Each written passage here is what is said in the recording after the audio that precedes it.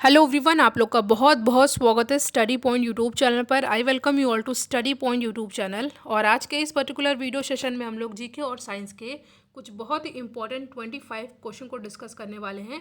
और इन क्वेश्चन में आपको बहुत सारे फैक्ट्स भी जानने को मिलेंगे, तो वीडियो को लाइक ज़रूर करिएगा और वीडियो को पूरा देखिएगा, क्योंकि लास्ट में आपसे एक इंपॉर्टेंट क्वेश्चन पूछूंगी जिसका आंसर आपको कमेंट सेक्शन में देना है। तो चलिए हम लोग अपना आज का डिस्कशन स्टार्ट करते हैं। अगर आप चैनल पर नए हैं तो चैनल को सब्सक्राइब ज़रूर करिएगा। इससे पहले मैथ्स की और रीजनिंग की वीडियोस चैनल पर ऑलरेडी अपलोडेड हैं, इनकी प्लेलिस्ट भी बनी हुई है, तो आप चाहें तो उन वीडियोस को देख सकते हैं। मैथ्स के वीडियोस को बहुत ही अच्छा रिस्पांस मिला है, तो आप मैथ्स की वीडियो को ज़रूर देखिएगा, उसमें ट्रिक भी बताए गए हैं। तो पहला क्वेश्चन है, काली मिट्टी को हम लोग और भी क्या कहते हैं? Black soil is also known as. तो यहाँ पे आपके सामने चार ऑप्शन दिया हुआ है, तो यहाँ पे हमारा सही आंसर जाएगा काली मिट्टी को हम लोग रेगुर मिट्टी भी कहते हैं। ठीक है, देख, काली मिट्टी को रेगुर के अलावा कपास मिट्टी भी कहते हैं और ट्रॉपिकल ब्लैक अर्थ एवं ट्रॉपिकल चेरनोजेम आदि नामों से भी जाना जाता है। देखिए, भारत में रेगुर मिट्टियों का निर्माण बेसाल्ट लावा के अपक्षय और अपर्दन के कारण हुआ है, और ये मिट्टियाँ जो है कहाँ पर ज़्यादातर मिलती है? डेक्कन ट्रेप के ऊपरी भागों में पाई जाती हैं। ठीक है, काली मिट्टी कपास की खेती के लिए बहुत ही इम्पॉर्टेंट है, इसलिए हम लोग इसको कॉटन सॉइल भी कहते हैं। ठीक है, काली मिट्टी में तीव्र जल धारण की क्षमता पाई जाती है, और यह जब भीगती है तो ठोस और चिपचिपी हो जाती है, और जब सूखती है तो दरार युक्त हो जाती है। ठीक है, इसीलिए इसको हम लोग क्या कहते हैं? स्वतः जुताई वाली मिट्टी भी, और ये क्वेश्चन पूछा भी जाता है। और कुछ इंपॉर्टेंट फैक्ट भी आपको याद कर लेने, जैसे कि देखिए, जो प्राचीन जलोढ़ मिट्टी को हम लोग बांगड़ एवं नवीन जलोढ़ मिट्टी को हम लोग खादर कहते हैं। ये भी क्वेश्चन पूछा जाता है, तो आपको ये भी अच्छे से पता होना चाहिए। तो यहाँ पे हमारा ऑप्शन नंबर ए हो जाएगा करेक्ट आंसर। अगला क्वेश्चन है, सरदार वल्लभ भाई पटेल कृषि और तकनीकी विश्वविद्यालय भारत के उत्तर प्रदेश राज्य के कहाँ पर स्थित है? लखनऊ में, पंतनगर, सहारनपुर या मेरठ? ठीक है, Sardar Vallabh Bhai Patel university of agriculture and technology is an agriculture university at dash in the Indian state of Uttar Pradesh. तो ये कहाँ पर है? देखिए, ये है मेरठ में। ये क्वेश्चन पूछा जाता है, तो आपको इसको अच्छे से याद कर लेना है, मेरठ में है। अगले क्वेश्चन पे हम लोग आते हैं, मानव अधिकारों की सार्वभौमिक घोषणा के अनुसार अनुच्छेद 4 में डैश का विवरण प्रस्तुत किया गया है। तो इसमें बताया गया है किस चीज़ के बारे में? तो इसमें बताया गया है, अनुच्छेद 4 में क्या बताया गया है? फ्रीडम फ्रॉम स्लेवरी, यानी कि गुलामी से स्वतंत्रता। बहुत इंपॉर्टेंट क्वेश्चन है, एग्जाम में आया हुआ भी है। क्वेश्चन क्या है? Article 4 of the universal declaration of human right, यानी कि UDHR, deal with freedom from slavery. Next question पे हम लोग आते हैं। क्वेश्चन है, प्रकाश वर्ष किसका मापन करता है? दूरी का, गति का, ऊर्जा या भार का? तो यहाँ पे हमारा सही आंसर हो जाएगा ऑप्शन नंबर ए, दूरी का। What does a light year measure? तो ये करता है डिस्टेंस। ठीक है, नेक्स्ट क्वेश्चन इज, मनुष्य की आंख का रंग आंख के डैश में स्थित रंग द्रव्य पर निर्भर करता है। The colour of the human eye depends on the pigment present in the dash of the soil, dash of the eye. तो यहाँ पे हमारा सही आंसर हो जाएगा ऑप्शन नंबर ए, जो कि है आयरिश। ठीक है, आयरिश। फर्स्ट क्वेश्चन में सॉइल को डिस्कस किया था, इसलिए सॉइल आगे, बट यहाँ पे आई होगा, ध्यान दीजिएगा। Next question is, Hind Swaraj नामक पुस्तक के लेखक कौन है? आपके सामने चार ऑप्शन दे रखा है, और इस क्वेश्चन का करेक्ट आंसर रहेगा मोहनदास करमचंद गांधी। और ये क्वेश्चन बहुत ही ज़्यादा इंपॉर्टेंट है, कई बार एग्जाम में पूछा गया है। वीडियो को आप लोग लाइक और इसको शेयर ज़रूर करिएगा। The question is, who wrote the book Hind Swaraj? And the answer is Mohandas Karamchand Gandhi. Next question is, Maurya राजवंश के अंतिम शासक कौन थे? आपके सामने यहाँ पे चार ऑप्शन दिया हुआ है, अशोक, बिंदुसार, बृहद्रथ और पुष्यमित्र। इस क्वेश्चन का करेक्ट आंसर रहेगा ऑप्शन नंबर सी, बृहद्रथ। ठीक है, option number C is our correct answer.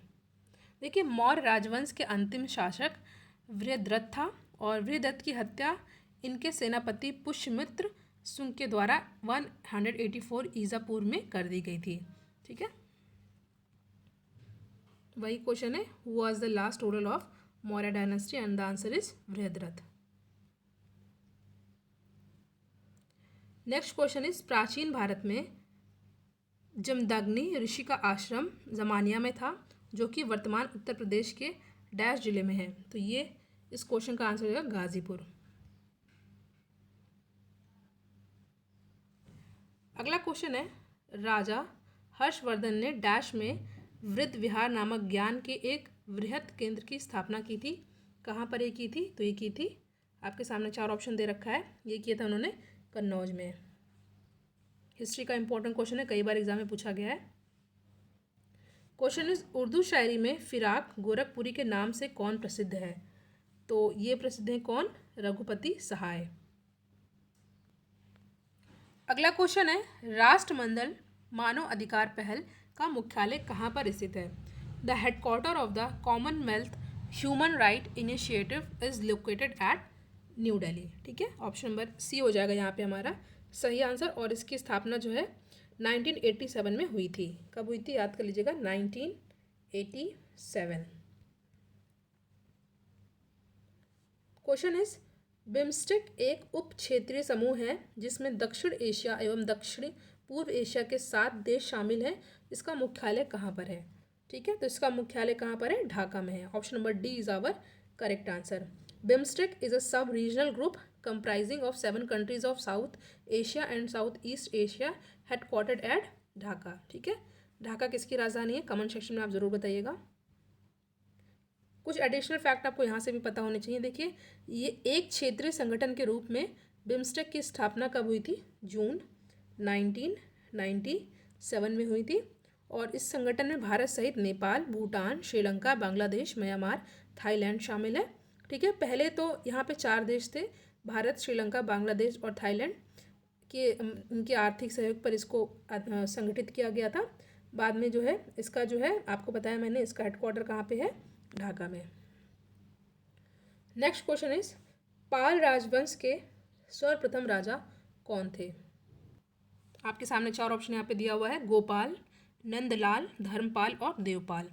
तो यहाँ पे हमारा सही आंसर रहेगा गोपाल। ठीक है, पाल राजवंश के प्रथम राजा गोपाल थे। देखिए, पाल वंश की स्थापना जो है गोपाल ने की थी और ये जो है सेना नायक थे एक, और गोपाल के पश्चात उनके पुत्र धर्मपाल जो है शासक बने थे। और इन्होंने जो है विक्रमशिला विश्वविद्यालय और ओदंतपुर विश्वविद्यालय की स्थापना भी की थी। तो ऑप्शन नंबर ए हो जाएगा हमारा सही आंसर। क्वेश्चन है, ऐसे बागान जहां बिक्री के लिए एक नगद फसल उगाई जाती है उसे हम लोग किस रूप से जानते हैं? तो इसको हम लोग जानते हैं रोपड़ खेती, यानी कि प्लांटेशन फार्मिंग।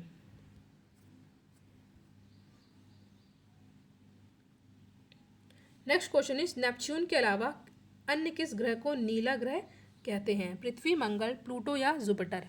तो यहाँ पे हमारा सही आंसर रहेगा पृथ्वी। ठीक है, देखिए, पृथ्वी पर जल की अधिकता के कारण अंतरिक्ष देखने पर यह नीला दिखाई देता है।